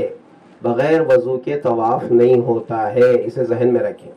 بغیر وضو کے طواف نہیں ہوتا ہے. پورے طواف میں آپ کو وضو کے ساتھ رہنا ہے. جیسے نماز میں وضو ضروری ہے ویسے طواف میں بھی وضو ضروری ہے. سعی میں ضروری نہیں ہے, سعی میں ضروری نہیں ہے, البتہ طواف میں ضروری ہے اور یہ فرض ہے. بہرحال 7 چکر ہو گئے آپ کے, 1 2 ہر چکر کے ختم کے وقت میں استعلام کریں بسم اللہ اللہ اکبر وللہ الحمد. جب 7 چکر ختم ہو جائیں گے تو ختم کے وقت میں بھی آپ کیا کریں گے؟ بسم اللہ اللہ اکبر وللہ الحمد کہہ کر کے بوسہ لے کر، یعنی 8 استلام ہو گئے اور 7 چکر ہو گئے۔ اب آپ کیا کریں گے؟ 2 رکعت آپ کو واجب الطواف نماز پڑھنا ہے۔ پہلی رکعت میں قل یا ایھا الکافرون، دوسری رکعت میں قل واللہ احد۔ اب وہ کہاں پڑھنا ہے؟ وہ مقام ابراہیم کے پاس پڑھنا ہے، لیکن مقام ابراہیم کے پاس ہی آپ وہاں جائیں گے تو موقع نہیں ہے، اس لیے کہ لوگ طواف کرتے رہتے ہیں، اس لیے ذرا پیچھے آ جائیں اور پیچھے آ کر کے سامنے مقام ابراہیم ہو اور کعبۃ اللہ ہو، وہاں کھڑے ہو کر کے آپ 2 رکعت نماز ادا کریں۔ 2 رکعت نماز ادا کرنے کے بعد میں زمزم کا پانی خوب پیٹ بھر کر کے پیئے، یعنی اتنا پیئے۔ ابھی میں آ رہا تھا تو کتاب دیکھ رہا تھا، تو اس میں حضرت نے لکھا ہے کہ اتنا پیئیں کہ ایسا نہ ہو کہ پیشاب کی ضرورت پڑ جائے، ایسا نہ ہو۔ اتنا پیئے جیسے عام طور پر پیا جاتا ہے، 1 2 4 گلاس آپ وہاں پیئے، اور پی کر کے اس کے بعد پھر استلام کریں، بسم اللہ اللہ اکبر وللہ الحمد، اس لیے کہ صفا مروہ کے درمیان صحیح کے لیے جانا ہے تو پھر استلام کرنا ہے۔ حجر اسود کے پاس آ کر کے پھر استلام کریں تو گویا یہ 9واں ہو گیا۔ 8 پہلے سے استلام ہو گئے تھے، یہ 9واں استلام ہے۔ بسم اللہ اللہ اکبر کہہ کر کے آپ اطمینان کے ساتھ صفا پہاڑی پر جائیں۔ صفا پہاڑی پر جب جائیں گے آپ تو قبلے کی طرف رخ کر کے، جہاں وہاں دیکھ معلوم ہو جاتا ہے آپ کھڑے ہوئے ہیں، تو تھوڑا سیدھی طرف مڑیں گے تو قبلہ ادھر ہو جائے گا۔ وہاں کھڑے ہو کر کے آپ نیت کر لیں کہ یا اللہ میں سعی کی نیت کرتا ہوں، کرتی ہوں 7 چکروں کے ساتھ، اللہ اسے قبول فرمائیے اور آسان فرمائیے۔ صفا سے آپ شروع کریں گے تو جیسے ہی آپ تھوڑی دور جائیں گے تو ہریے لائٹ آپ کو نظر آئیں گے۔ ہریے لائٹ پہلے 2 ستون تھے، ادھر ایک کھمبا ستون تھا، پلر تھا، ادھر ایک پلر تھا، وہاں لائٹ لگے ہوئے تھے، لیکن اب انہوں نے کیا کیا ہے، یہاں سے لے کر وہاں تک آپ کو دوڑنا ہے تو پورے سعی کے مقام پر ہے نا وہ لائٹ موجود ہے۔ جہاں سے شروع ہوتے ہیں وہاں سے تھوڑا سا دوڑے، ایک دم بھاگنا بھی نہیں ہے، تھوڑا تیز کر کے وہاں بھاگنا ہے، مردوں کے لیے، عورتوں کے لیے نہیں ہے۔ اچھا، جب طواف آپ کر رہے تھے، ایک چیز میں آپ کو بتا دیتا ہوں، جب آپ طواف کر رہے تھے تو شروع کے 3 چکروں میں آپ کو رمل کرنا ہے۔ رمل کا مطلب ہوتا ہے ذرا اکڑ کر کے چلنا، ہمت کے ساتھ اکڑ کر کے تھوڑے تھوڑے قدم رکھ کر کے چلنا۔ وہ آپ کو معلوم ہو جائے گا، وہاں لوگ بہت زیادہ تیز بھاگنا نہیں ہے، صرف اکڑ کر کے آہستہ آہستہ قدم رکھ کر کے چلنا ہے۔ تو وہ 3 چکروں میں چلنا ہے اور 4 میں معمولی چلنا ہے۔ اور یہاں آ کر کے درمیان میں وہ جو لائٹ رہتے ہیں وہاں تھوڑا سا بھاگنا ہے، اور بھاگ کر کے پھر عورتوں کو انتظار کرا لینا ہے کہ جب تک وہ آئیں وہاں کھڑے رہیں آپ، عورتیں تب تک آ جائیں گی، عورتوں کو چلنا نہیں ہے۔ بعض عورتیں بھی بھاگتی رہتی ہیں، دیکھا دیکھی چلا پھوکی، ہم کو بھاگنا نہیں ہے۔ عورتوں کو کہیں آپ اطمینان سے چل کر آئیں، میں دوڑ کر کے وہاں چلے جاؤں۔ مروہ پر پہنچیں گے تو 1 چکر ہو جائے گا، مروہ پر کھڑے ہو کر کے کچھ دعائیں کر لیں، پھر وہاں سے آئیں صفا پہ کھڑے ہو کر کے کچھ دعائیں کر لیں۔ اس طرح صفا مروہ 7 چکر آپ کو مروہ پر ختم ہو جائیں گے۔ اس کے بعد 2 رکعت نماز پڑھ لیں، وہ کوئی ضروری نہیں ہے، مستحب ہے۔ 2 رکعت نماز پڑھ کے آپ کو اب جو کام کرنا ہے وہ بال نکالنا ہے۔ آپ اطمینان کے ساتھ سلون جائیں، حجام کی شاپ میں جائیں اور جا کر کے اپنے بال نکالیں۔ عورتوں کے لیے حکم یہ ہے کہ جو شہادت کی انگلی ہے اس انگلی کو اپنے جو بال کے پور ہیں آخری کے، اسے لپیٹ کر کے، ایک بار لپیٹ کر کے اسے کاٹ دیں، خود کاٹ لیں یا اپنے محرم جو آپ کے ساتھ رہیں گے، بیٹا ہو یا بھائی ہو، شوہر ہو، جو بھی ہے، یا عورتیں بھی اپنے ایک دوسرے کو بال کاٹ لے سکتے ہیں۔ سمجھ رہے ہیں؟ صرف انگلی کو مدوڑ کر کے 1 انچ لگتا ہے اس کو وہاں کاٹ لینا ہے، ایسا نہیں کہ مٹھی پکڑے کٹ کر دیے، ایسا نہیں ہے، تھوڑے سے انگلی پر لپیٹ کر کے اس کو کاٹ لینا ہے۔ وہ جو عمرہ کیے ہیں عورتیں ان کو معلوم ہوتا ہے، اور اگر یہ مسائل معلوم نہیں ہوئے تھے تو اب آپ اچھی طرح یاد کر کے اس کو کاٹ لیں۔ تو جب آپ کاٹ لیں گے بال اور مرد حضرات حلق کرا لیں گے تو یہاں آپ کو عمرہ ختم ہو جاتا ہے۔ اس کے بعد آپ اپنے مکان میں جا کر کے، ہوٹل جا کر کے اچھی طرح غسل کر کے جو آپ کپڑے پہن سکتے ہوں پہنیں۔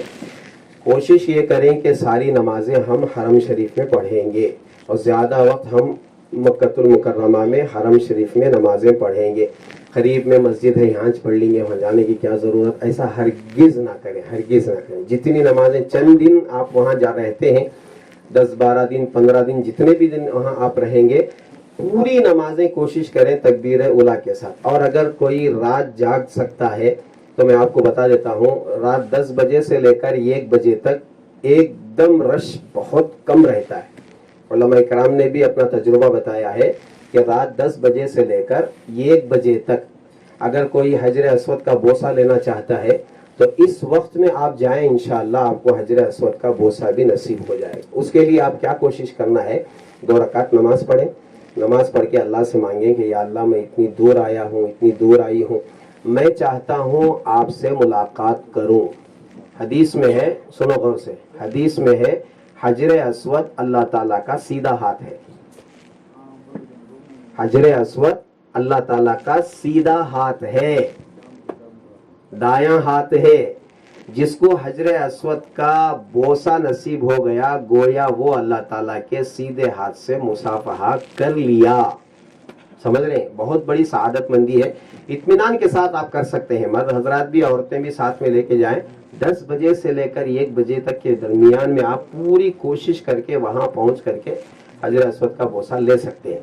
تو یہ حج اور عمرہ ہو گیا اور مدینے کی زیارت ہو گئی۔ اور مکہ المکرمہ میں بہت سارے زیارتوں کے لیے آپ کو لے جائیں گے، تو وہاں کھجور بھی آپ لے سکتے ہیں، مدینے میں بھی لے سکتے ہیں، مکے میں بھی لے سکتے ہیں۔ اور پھر زمزم کے پانی کے بارے میں تو بہت زیادہ سختی ہے، وہاں وہ لوگ 5 لیٹر کا کین دیتے ہیں، اس سے زیادہ آپ نہیں لا سکتے، بہت پابندی ہے۔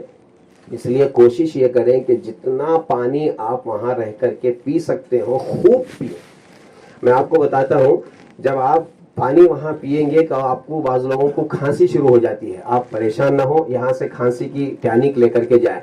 بعض لوگوں کو کھانسی شروع ہو جاتی ہے، کوئی بات نہیں ہے، ہم کھانسیں گے لیکن پانی پیئیں گے، اتنا پانی پئیں، اتنا پانی پئیں کہ ایک وقت آئے گا کہ ایسی الٹی ہوگی، کوئی ضروری نہیں ہے لیکن بعض لوگوں کو ایسی الٹی ہوتی ہے کہ جسم کے اندر جتنا وہ بلغم ہے اور صفرا ہے پورا نکل کے ختم ہو جاتا ہے۔ یہ بہت اس کے اندر جو ہے اللہ تعالیٰ نے صحت رکھی ہے۔ آپ خوب پیئیں، اور جس نیت سے پئیں گے وہ نیت آپ کی پوری ہوگی۔ اس لیے سب سے اہم نیت یہ ہے کہ یا اللہ موت کے وقت میں ہمیں کلمہ نصیب فرمائیے، اس نیت کے ساتھ آپ پیئے۔ اور پھر اس کے بعد ساری امت کی مغفرت کے لیے اور ہدایت کے لیے یہ ساری نیتیں کر کے آپ زمزم خوب پیئے۔ ہو سکے تو ٹھنڈا پانی سے بچ کر کے آپ معمولی جو زمزم ہے، بغیر ناٹ کولڈ کر کے لکھا ہوتا ہے، وہاں کولڈ اور ناٹ کولڈ کر کے لکھا ہوتا ہے، کوشش یہ کریں کہ 1 2 4 گلاس آپ ٹھنڈے پیئیں، ٹھنڈا پانی پیئیں، اور جو برف کا رہتا ہے ٹھنڈا رہتا ہے، اور بقیہ جو پانی رہتا ہے وہ آپ خوب پی سکتے ہیں، خوب پینا ہے۔ اگر ہو سکے تو میری طرف سے گزارش ہے، حکم نہیں ہے، 1 2 4 باٹل کمرے میں لا کر کے پہلے غسل کر لیں، اس کے بعد میں جو ہے سر کے اوپر سے پورے جسم پر زمزم کا پانی بہا لیں، اس کی اجازت ہے، نہانا نہیں ہے، نہانے کے بعد میں سر کے اوپر سے، اس لیے کہ ہمارے پاس جو پانی آتا ہے وہ 2 4 قطرے 2 4 گھونٹ ہوتا ہے۔ اب وہاں جس جگہ آپ پہنچے ہیں وہاں تو گویا یوں سمجھیے سمندر ہے وہ زمزم کا، تو اس لیے آپ وہاں غسل بھی کر لیں، کوئی بے ادبی نہیں ہے۔ اس لیے اور جتنی دعائیں وہاں آپ کر سکتے ہو خوب دعائیں کریں، طواف کریں، لیکن میں نے جیسے کہا کہ بے صبری نہ ہو، ناشکری نہ ہو، اور گناہ نہ ہو، اس کا خیال کرتے ہوئے آپ حضرات اپنے عمرے سے فارغ ہو کر کے آئیں، اور پوری امت کے حق میں دعا کریں۔ اور پھر اس کے بعد میں اس وقت جو حالات ہیں ان حالات کے پیش نظر آپ حضرات خوب دعائیں کریں کہ اللہ کرے کہ اس ملک میں بھی صحیح فیصلہ ہو، اس لیے کہ انتخابات ہیں، تو اس کا بھی آپ ذہن میں رکھیں، خیال رکھیں کہ ہمارے ملک میں صحیح ہمارے رہنما ہوں، رہبر ہوں۔ اور پھر غزہ میں جو حالات ہیں اس وقت، ان ساری چیزوں کو رکھ کر کے خوب گڑ گڑائیں، اللہ سے مانگے، یہ دعاؤں کا وقت ہے۔ مغفرت اور اللہ کے رسول علیہ الصلاۃ والسلام کی خدمت میں سلام، یہ میری گزارش ہے کہ ہماری مغفرت کے لیے، پوری امت کی مغفرت کے لیے آپ دعا کریں، اور ہماری طرف سے اور پوری امت کی طرف سے روضہ رسول اللہ کے پاس سلام پہنچائیں۔ اور جب واپس آئیں تو 3 چیزوں کے ساتھ واپس آئیں، ایک تو سونا ہے، دوسرا چاندی ہے، تیسرا ہیرے ہے۔ یہی ہے نا؟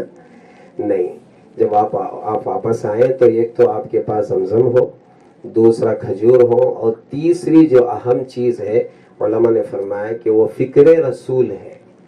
رحمت دو عالم صلی اللہ علیہ وسلم کی جو فکر تھی کہ میری پوری امت جنت میں جانے والی ہو جائے، اس کے لیے جو کوششیں ہوں میں کروں گا، میں کروں گی، فکر رسول کو لے کر کے آپ واپس آئیں، اور پھر واپس آنے کے بعد پوری زندگی اللہ کے احکامات اور اللہ کے رسول علیہ الصلوۃ والسلام کی سنتوں پر گزارنے کی نیت اور ارادہ کر کے آئے۔ اللہ تعالی ہمارے عمرے کو قبول فرمائے، آسان فرمائے۔ دعا کر لیں۔ سبحان ربی العلی الاعلی الوہاب، اللہم صلی علی سیدنا محمد وعلی آل سیدنا محمد وبارک وسلم۔ ربنا آتنا فی الدنیا حسنۃ وفی الآخرۃ حسنۃ وقنا عذاب النار۔ ربنا ظلمنا انفسنا وان لم تغفر لنا وترحمنا لنكونن من الخاسرین۔ ربنا لا تزغ قلوبنا بعد إذ هديتنا وهب لنا من لدنك رحمة إنك أنت الوهاب۔ اللهم إنا نسألك الهدى والتقى والعفاف والغنى، رب اجعلني مقيم الصلاة ومن ذريتي ربنا وتقبل دعاء، ربنا اغفر لي ولوالدي وللمؤمنين يوم يقوم الحساب۔ یا اللہ ہمارے اس جمع ہونے کو قبول فرمائیے۔ یا اللہ یہاں آپ کے نیک بندے اور نیک بندیاں موجود ہیں۔ یا اللہ جو آپ کے گھر کی زیارت کے لیے، آپ کے گھر کو آنے کے لیے تیار بیٹھی ہیں اور ان کا دل بے قرار ہے، کب وہ دن آئے گا اور کب وہ گھڑیاں آئیں گی جب آپ کے گھر کا ہم دیدار کریں گے، طواف کریں گے، سعی کریں گے۔ یا اللہ اتنے پیارے بندے اور اتنی پیاری بندیاں یہاں موجود ہیں، یا اللہ آپ ان کی بھی مغفرت فرمائیے۔ یا اللہ ان کے طفیل میں ہم سب کی مغفرت فرمائیے اور ساری امت کی مغفرت فرمائیے۔ یا اللہ آدم علیہ السلام سے لے کر اب تک جتنے مؤمنین، مؤمنات، مسلمین، مسلمات اور قیامت تک جتنے مؤمنین، مؤمنات، مسلمین، مسلمات آپ کے پاس آئیں گے، یا اللہ سب کی مغفرت فرمائیے۔ یا اللہ سب کے درجات کو بلند فرمائیے۔ یا اللہ ان کے سفر کو آسان فرمائیے، قدم قدم پر مدد و نصرت فرمائیے۔ یا اللہ ہر پریشانی سے حفاظت فرمائیے، ہر بیماری سے حفاظت فرمائیے۔ یا اللہ ہر آزمائش سے حفاظت فرمائیے۔ یا اللہ قدم قدم کر اے اللہ آپ کی مدد و نصرت شامل حال فرمائیے۔ یا اللہ نیتوں کو درست رکھ کر آپ کے گھر کو پہنچنے کی توفیق عطا فرمائیے، آپ کو راضی کرنے کے لیے عمرہ کرنے کی توفیق عطا فرمائیے۔ یا اللہ ہمارے دلوں کو پاک فرمائیے، ہماری نیتوں کو پاک فرمائیے۔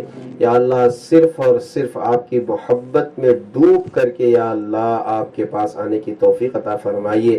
یا اللہ ان سب کو یا اللہ آپ کے گھر کا دیدار نصیب فرمائیے، آپ کے گھر کا طواف نصیب فرمائیے۔ یا اللہ مقام ابراہیم پر کھڑے ہو کر کے واجب الطواف نماز پڑھنے کی توفیق عطا فرمائیے۔ یا اللہ خوب جی بھر کر کے زمزم پینے کی توفیق عطا فرمائیے، صفا مروہ کے درمیان سعی کرنے کی توفیق عطا فرمائیے۔ یا اللہ حلق کرنے کی اور بال نکالنے کی توفیق عطا فرمائیے۔ یا اللہ وہاں کی دعائیں قبول فرمائیے۔ یا اللہ آزمائشوں سے حفاظت فرمائیے۔ یا اللہ آزمائشوں سے حفاظت فرمائیے۔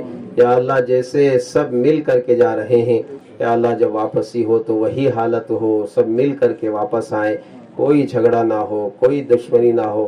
یا اللہ اسی توفیق عطا فرمائیے، شیطان کی شیطانیت سے حفاظت فرمائیے۔ یا اللہ اس پورے سفر میں یا اللہ شیطان یہ کوشش کرے گا کہ کوئی جھگڑا ہم پیدا کر دیں اور دلوں میں نفرت پیدا کر دیں۔ یا اللہ شیطان کے اس حملے سے پورے مجمع کی حفاظت فرمائیے، پورے قافلے کی حفاظت فرمائیے۔ یا اللہ ایک ایک فرد کی حفاظت فرمائیے۔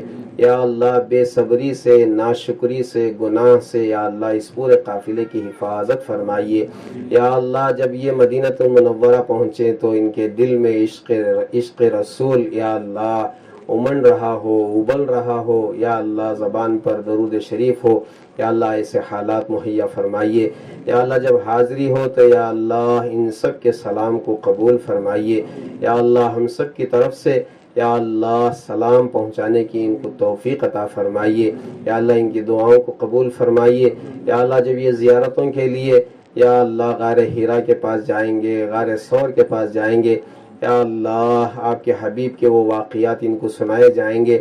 تیرا حبیب جیسے غار حرا میں یا اللہ اوپر جا کر کے بیٹھ کر کے عبادت گزاری کیا کرتے تھے، یا اللہ ہجرت کے موقع پر آپ کے حبیب نے مکہ چھوڑ کر کے 3 دن یا اللہ غار ثور میں چھپ کر کے یا اللہ وہاں سے ڈرتے ڈرتے مدینۃ المنورہ پہنچے ہیں، یا اللہ یہ سارے واقعات ان کو سنائے جائیں گے، یا اللہ ان سارے واقعات کو سن کر کے یا اللہ سچی اور پکی توبہ کر کے صحیح زندگی گزارنے کی توفیق عطا فرمائیے، یا اللہ ان کی سواریوں کی حفاظت فرمائیے، ان کے سامان کی حفاظت فرمائیے، یا اللہ ان کے کپڑوں کی حفاظت فرمائیے، یا اللہ ان کے جوتوں کی حفاظت فرمائیے، یا اللہ سب سے بڑھ کر کے ان کے ایمان کی حفاظت فرمائیے، آنکھوں کی حفاظت فرمائیے، کانوں کی حفاظت فرمائیے، یا اللہ سر سے لے کر پیر تک کی ایک ایک عضو کی حفاظت فرمائیے، یا اللہ ہر پریشانی سے حفاظت فرمائیے، یا اللہ جو جو پریشانیاں ہیں آپ کے سامنے یا اللہ عرض کریں گے،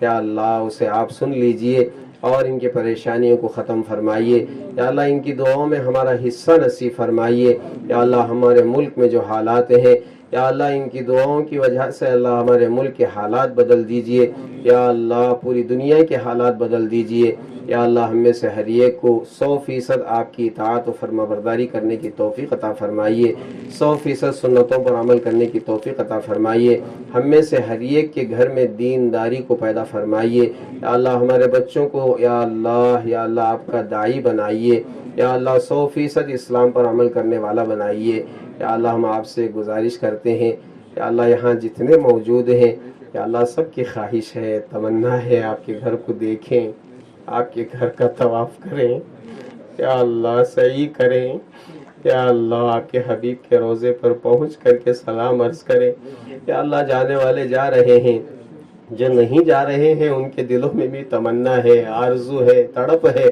یا اللہ اپنے فضل و کرم سے یا اللہ بار بار آپ کے گھر کی زیارت نصیب فرمائیے، حج و عمرہ کی توفیق عطا فرمائیے، بہت سارے یا اللہ آپ کے نیک بندے بندیاں حج کو جانے کا ارادہ کیے ہیں اور فارم بھی بھرتی کر کے جمع کر دیے ہیں، یا اللہ کچھ ایسے بھی حاجی ہیں جن کو پیسے یا اللہ صحیح طور پر ادا کرنے کا موقع نہیں مل رہا ہے، یا اللہ ہم آپ سے گزارش کرتے ہیں یا اللہ انہیں سہولیات مہیا فرمائیے، یا اللہ پورا پیسہ باندھنے کی شکلیں صورتیں پیدا فرما کر یا اللہ امسال انہیں حج کی توفیق عطا فرمائیے، عمرے کی توفیق عطا فرمائیے، یا اللہ مزدلفہ میں، منی میں، عرفات میں یا اللہ حاضری کی انہیں توفیق عطا فرمائیے، یا اللہ ہم میں سے ہر ایک کو ایمان والی یا اللہ اسلام والی زندگی نصیب فرمائیے، ایمان پر خاتمہ بالخیر فرمائیے، جو بیمار ہیں انہیں صحت عطا فرمائیے، یا اللہ جو بے گھر ہیں انہیں گھر عطا فرمائیے، یا اللہ جو بے روزگار ہیں انہیں حلال روزی عطا فرمائیے،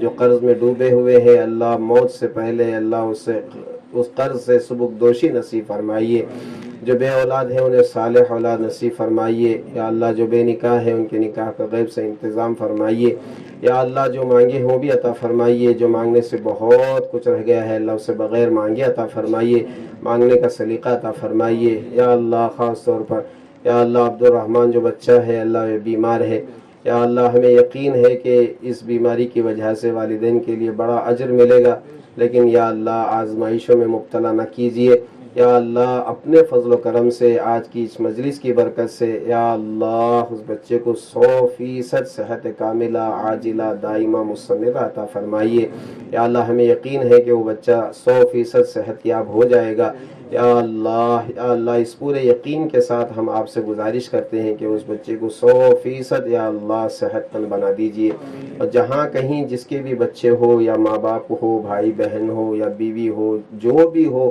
یا اللہ جو پریشان ہیں بیماریوں کی وجہ سے انہیں 100% صحت کاملہ عاجلہ دائمہ مستمرہ عطا فرمائیے، یا اللہ اس دعا کو اپنے فضل و کرم سے رحمت دو عالم صلی اللہ علیہ وسلم کے صدقہ طفیل میں قبول فرمائیے۔ اللہم انا نسألک من خیر ما سألک منہ نبیک و حبیبک محمد صلی اللہ علیہ وسلم ونعوذ بک من شر ما استعاذک منہ نبیک و حبیبک محمد صلی اللہ علیہ وسلم وانت المستعان وعلیک البلاغ لا حول ولا قوة الا باللہ العلی العظیم وصلی اللہ تعالی علی خیر خلقہ محمد وآلہ واصحابہ اجمعین آمین برحمتک یا ارحم الراحمین والحمد للہ رب العالمین۔ ایسے ہی بیٹھے رہے، میں لبیک پڑھتا ہوں، آپ بھی پڑھیں۔ لبیک اللہم لبیک لبیک لا شریک لک لبیک ان الحمد والنعمت لک والملک لا شریک لک لبیک اللہم لبیک لبيك لا شريك لك لبيك إن الحمد والنعمة لك والملك لا شريك لك لبيك اللهم لبيك لبيك لا شريك لك لبيك إن الحمد والنعمة لك والملك لا شريك لك. اللہ ہماری لبیک کو قبول فرمائے. سبحان اللہ و بحمدہ.